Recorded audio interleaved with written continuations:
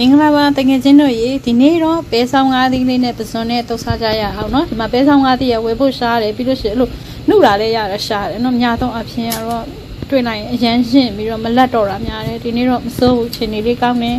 ဆိုတော့ပဲဆောင်၅သီးလေးတုတ်စားကြမယ်ပဲဆောင်၅သီးတုတ်ဖို့ပဲဆောင်၅သီးကိုဒီမှာအစင်းသေးရေးစစ်ထားမယ်ပြီးပြီဆိုလို့ရှိရင်တော့ပစွန်ကိုလည်းဒီလိုပဲတတ်ဆင်အောင်အစင်းသေးလုပ်ထားမယ်ခွန်နှွားမယ်ပြီးရင်ကြောခွဲပြီးတော့သူ့ရဲ့အညစ်အကြေးတွေထုတ်လိုက်မယ်ပြီးပြီဆိုရင်ကျတော့အနီးပါပါခီးထားမယ်ပြီးပြီဆိုရင်တမျိုးသီးဒါမှမဟုတ်လို့ရှင်လည်းတမယာသီးအချင်ထည့်ဖို့ပေါ့နော်ပြီးရင်ရုပ်သီးစိမ့်လေးနဲ့ပြင်ဆင်ထားမယ်ကဲပထမဦးဆုံးပဲဆောင်၅သီးစပြီးတော့ပြုတ်ဖို့အတွက်ကိုရင်နွေးအိုးကိုမိဘုံမှာတင်ထားပါမယ်နော်ဆောင်၅သီးကရေစင်အောင်ဆေးပြီးပြီဆိုလို့ရှင်အကျော်ရှင်းဖို့လိုတယ်နော်ဖိတ်ကလေးကိုနွားလိုက်ပြီးလို့ရှင်တို့ဆွဲလိုက်တယ်ဆိုလို့ရှင်ပေးမှာအကျော်ရှိတယ်အဲ့ဒါပါသွားလို့ရှင်စားလို့အဆင်မပြေဘူးနော်အဲ့ဒါကြောင့်မလို့ဒီဘေးနှစ်ဖက်ကအကျော်ရှင်းတာကိုပြပေးမယ်လွယ်လေးပဲနော်โอเคရင်နွေးကောင်းကောင်းစုပြီဆိုလို့ရှိရင်เนาะပဲဆောင်၅သီးလေးတွေပြုတ်ပါမယ်တော့ပြုတ်တယ်ဆိုတာနူးဤသွားအောင်ပြုတ်တာမျိုးမဟုတ်ဘူးเนาะရင်နွေးပွက်စုတွေမှထည့်လိုက်ပြီးတော့ရင်နွေးဖြောတယ်ဆိုတဲ့သဘောပါပဲဒါမှစားတဲ့ခါကျရင်ချွတ်ကလေးနဲ့စားလို့ကောင်းပါ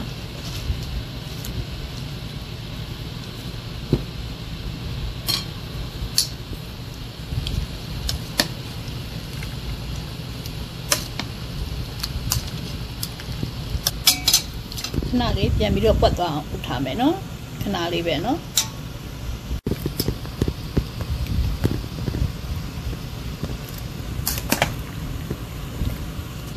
ပြီးရင်သူ့ကိုဆယ်ပြီးတော့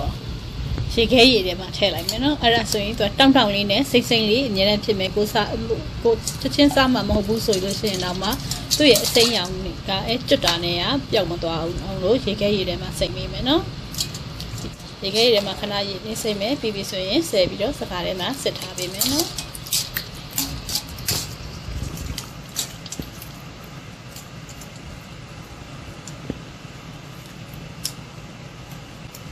ပြီးဆိုလို့ရှိရင်တော့ပစွန်ပြုတ်ဖို့အတွက်ကိုရင်နွေးကိုထပ်ပြီးတော့တည်ပေးထားပါမယ်နော်သူကိုလည်းဒီလိုပဲဆူလာအောင်လို့ခဏစောင့်မယ်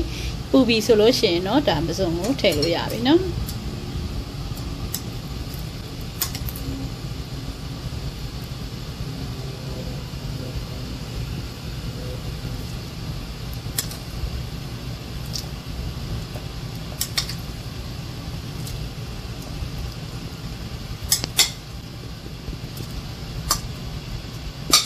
ပစွန်ကလေအကြာကြီးပြုတ်ရတယ်မျိုးမဟုတ်ဘူးเนาะသူကပစွန်ကလည်းခဏလေးပဲအချိန်ပေးရပါတယ်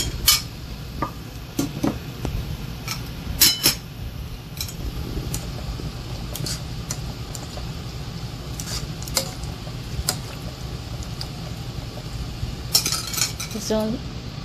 ဒီလိုမျိုးလေးပဲကွေးသွားတယ်အကြောင်လေးကလည်းပြောင်းသွားပြီဆိုရင်ဒါဆယ်လို့ရပါပြီပစွန်ကကျုပ်တာကြလေးအရပါမဲ့လေးပဲเนาะမပို့ပြီးတော့မာသွားတယ်ပြီးရင်သူ့ရဲ့ချိုးရဲ့ရတာလည်းလုံးဝမရှိတော့ဘူးဆိုတော့ဒီလိုမျိုးလေးပဲခဏလေးပဲเนาะ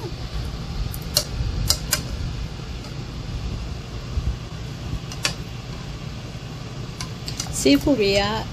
ကြာချက်လေးမာလေးကြာချက်လေးအရတာပြောက်လေးပဲဒါမှစီးဖူချက်တယ်ဆိုလို့ရှိရင်တော့ဒါ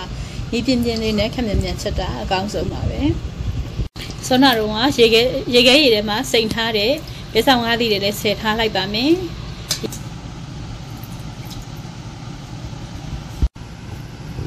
ကဲအားလုံးပဲအစင်းသင်းဖြစ်ပြီဆိုတော့တုပ်ဖို့အတွက်ဒါပဲဆောင်၅သီးလေးကိုစပြီးတော့လှီးမယ်အနေတော်လေးပဲလှီးမယ်နော်မထူမပါလေးပေါ့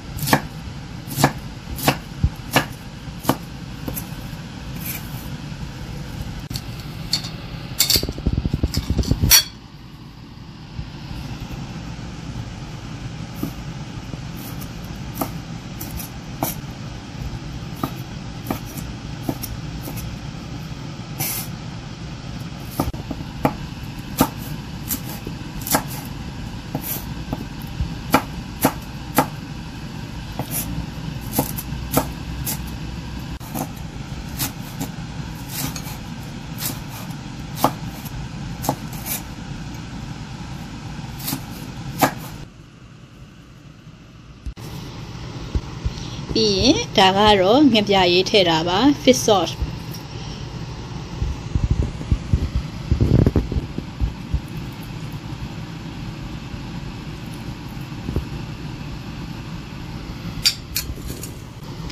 ကျမကအတုတ်တယ်ဆိုတော့ဒီ fish sauce ကိုဒီလိုမျိုးအနက်နည်းနည်းလေးနေတယ်ပေါ့နော်အဲ့ဒီလိုဟာမျိုးကိုသုံးပါတယ်ဒီကနန်းသုံးကောင်ကကြတော့အနက်အရန်မပြင်းဘူးအနက်လေးလည်းမှွေတယ်ရတာလည်းချိုးတယ်နော်အဲ့ဒီငပြားကြီးတစ်စိတ်ကိုသုံးပါတယ်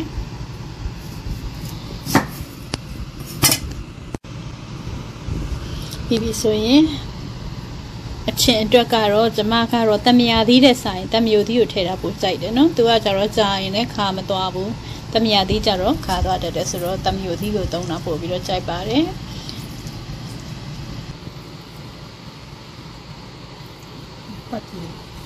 ချစ်သွနီထည့်ပါမယ်ရ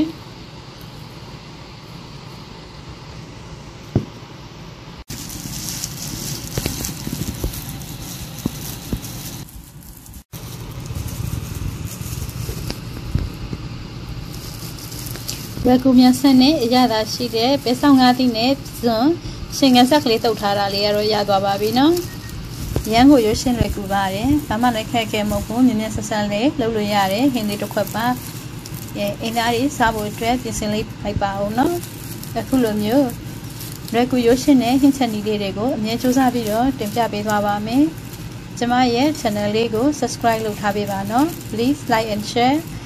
ညနေမဲ့အတစ်တစ်တင်တိုင်းမှာအရင်ဆုံးကြည့်ရှုလို့ရနိုင်အောင်လို့ notification bell လေးကိုလည်းနှိပ်ပေးထားပါဦးနော်ကြည့်ရှုနေတဲ့တကယ်ချင်းတွေအားလုံးကိုကျေးဇူးတင်ပါတယ်ပျော်ရွှင်ချမ်းမြေ့ကြပါစေရှင်